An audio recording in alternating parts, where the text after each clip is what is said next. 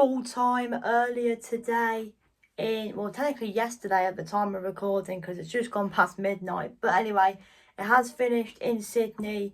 Chelsea 1, Tottenham Hotspur 2, and Tottenham end pre-season tour with a win against Chelsea. And a pretty successful tour, to be honest. Unbeaten, mostly good performances, and a lot of positives really as Tottenham head back to England, head back to London, and of course are now preparing for our first game back in England, which is against Getafe on Saturday, the 8th of August at Hotspur Way.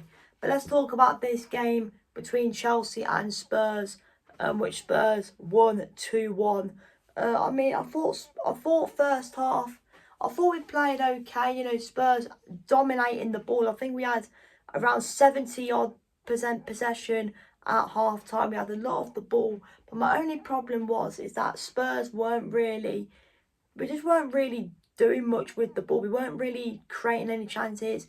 We weren't really as attacking. We were just passing the ball around and not really doing a lot, to be honest. And Chelsea, they did make it difficult for us, and it was always going to be a tough game. Chelsea are a very good side, and this is Tottenham's.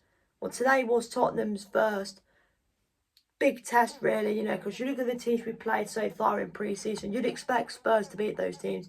You'd expect Spurs to dominate and beat MK Dons, which we did. You'd expect Spurs to dominate and beat Auckland, which we did. You'd expect Spurs to dominate and beat Sydney, which I guess we technically did because we won on penalties. But overall, if you're taking away the penalties, we drew. But we still probably should have won that game anyway because we had a lot of chances.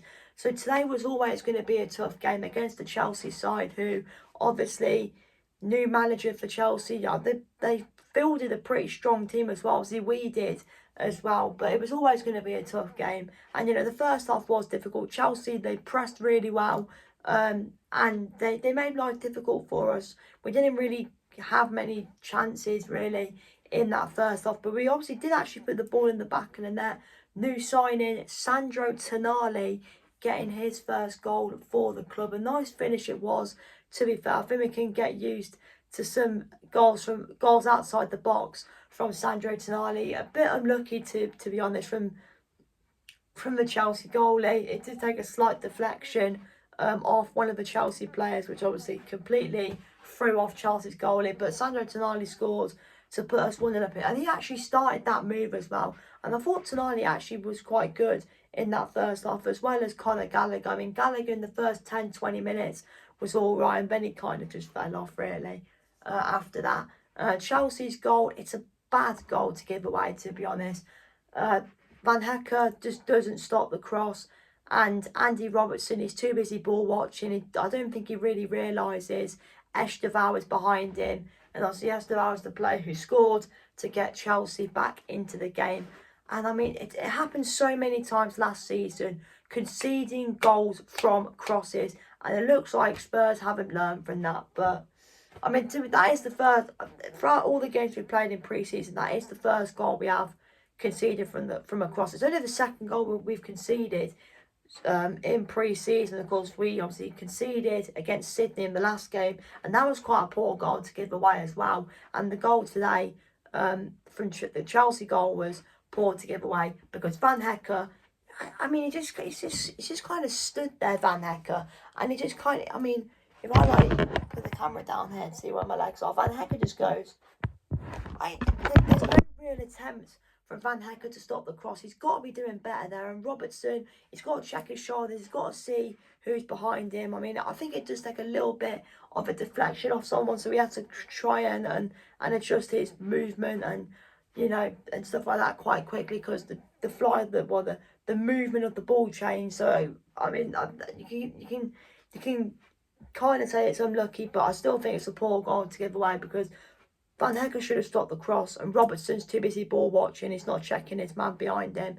And then start the second half, Danso gets a red card. He comes on for like 30 seconds or something like that. He wasn't on for long, and he gets a bloody red card. I mean, come on. I mean, by the way, Red cards in a friendly. I mean, come on. I mean, it's a friendly, man. Come on. Jesus Christ. I mean, he didn't mean it at all, Kevin Danso. He just fell over. He fell over and kind of just wiped out João Pedro by accident. You know, he didn't mean it. But, I mean, come on. Red card in a friendly. I mean, who bloody cares? It's a friendly. Give him a yellow and play on. Who cares? Honestly. But the red card in the second half, it was backs against the wall for Spurs, and Spurs defended really well.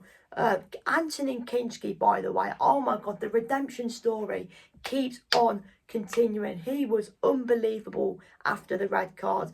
I mean, the one save he made, oh my God, it was unbelievable. I can't remember, the Chelsea player went past our player, he pulled it across, probably should have been a goal. And Anthony Kinski, with the absolutely insane reflexes, he stretches out his left hand, tips the ball, I think, onto the bar or something. Or like gets his finger, he tips it with his fingertips onto the bar. I mean, it's genuinely an unbelievable save, and he made some even more brilliant saves in that second half, Anthony Kinski. And I really do believe Anthony Kinski is going to be Spurs' #1. Vicario, I mean, I know he's back at the training ground recovering from an injury, but I can't see him staying. I think he'll go, to be honest, and I do think Kinski will be the #1. And I'm looking forward to see Kinski if he is the #1, because from what I've seen of him so far in pre-season, every time he receives the ball back and there's players pressing him, he looks calm, he looks composed, and he like I said, he's just calm and composed. But Kinski, after the red card, was fantastic. And another player who was unbelievable today, Matty's Tau. He has been by far Tottenham's best player in pre-season. Every game he's played, he's been absolutely unbelievable. And he was just, he was just running past players like he's just running past players, dribbling past players like it's so easy. It's like he does it on a daily basis, and like it's just unbelievable. And it just proves as well that Matty's Tau, for me, he's just full of confidence and he has belief in himself. And hopefully, if Matty's can keep this up, I mean, hopefully he can have a really good season and maybe be the best player for Tottenham this upcoming season. But we'll have to see. But Matty's Tau again today was really good. Matty's Tau again today was really good. But problem for me is I'm going to keep on saying it. We need to improve our attack, man. Oh my God, our attack's so bad. I mean, Richarlison obviously did score the winner. Jamie Donnelly hit the post and Richarlison scored. But take away the goal from Richarlison, he didn't do anything. Solanke in that first half, before he came off at half time, did absolutely nothing. Like, we need to improve our attack. Like, don't be wrong, I think defensively we look solid. We look really good in midfield. It's just our attack. It's so bad. I mean, Savinho, there's lots of stuff going around there. Savinho actually did play today for Man City in their friendly against Inter. And I think a Spurs fan was at the game and he shouted to Savinho, "You joining Spurs?" And Savinho did this. Well, you can't have to stand over here, but he did this. He put his thumb up to the Spurs fan and walked down the tunnel. So, I mean, is Savinho coming? Who knows? But I wouldn't mind Savinho. He's a decent player. But don't be wrong, I think we could do with a winger or two. But fucking hell, Spurs, for fuck's sake, can we please, for the love of God, buy a striker? Richarlison and Solanke, for me, they're just not good enough. Like, they're good players, but for me, they're not good enough. We need to buy a striker. I've said it before and I'll say it again. We need to buy a striker that can get 15 goals a season, that as well doesn't get injured, because our luck with strikers getting injured, or just anyone getting injured. I mean, hopefully no one actually gets a really bad injury this season, but it probably won't happen because it's Tottenham. But generally, we do need to buy a striker. We cannot do a full season. Excuse me, I just farted. We cannot do another full season of Richarlison and Solanke. It just can't, because what happens if both of them get injured? Langshare's gone to Borough and Scarlett might be leaving, I don't know. But Spurs need to buy a striker. It's so important that Tottenham have to buy a striker this transfer window, because if we don't, then yeah, it's not really looking good. I'm not going to lie, but But overall, I mean, first half was okay.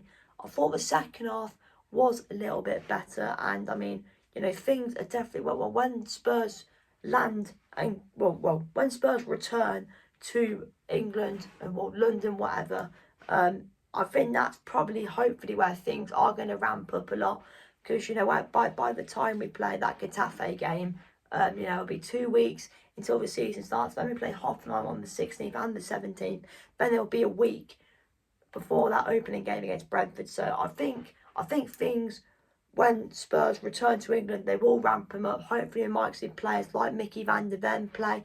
James Maddison hopefully will play, because he hasn't played a single game yet so far in this pre-season. I think there was rumours going around that he was going to start, but then De Zerbi came out and said he's got a bit of a minor injury or a minor knock or something. But hopefully he can play James Maddison against Getafe, because I think he needs to play Maddison. He needs to get the minutes in before that first game against Brentford on August the 22nd. But overall, it was, like I said, Spurs played all right.